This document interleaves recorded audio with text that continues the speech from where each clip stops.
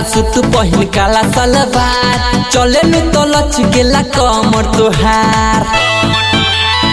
ए गोरी सुना हो रोज रोज घूमे जालू गोरी तू बाजार बिहिचू बजरिया में हो जाई मार। तो ऐसे है चलो बुझे लचकाई के कम हरिया बजरिया में मार हो जाई। तो बच के रहिया तू हो गोरी न तो हर जवानी के शिकार हो जाई बुझे।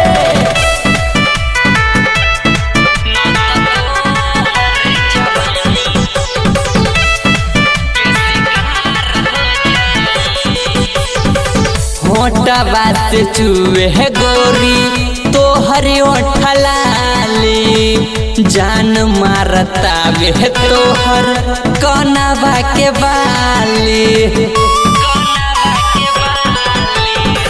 मोटा से चुए है गोरी तो हरी ओठलाली जान मारता वे तोहर कनवा के बाली।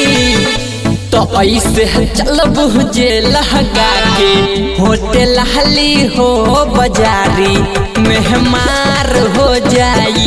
तो बच के रहिया तू हो गोरी न तो हर जवानी के शिकार हो जाई।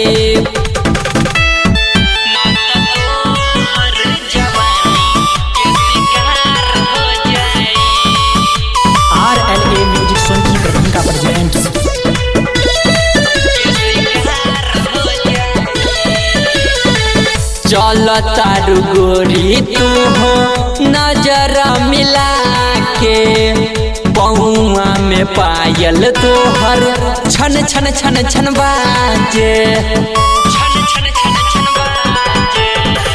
चल तारू राज से घर से नजर मिला के पहुआ में पायल तोहर छन छन छन छन बाजे।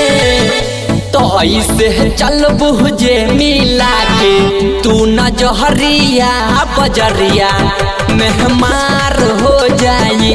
तो बच के रहिया तू हो गोरी न तो हर जवानी के शिकार हो जाई। RLA music Sonki Darbhanga presents.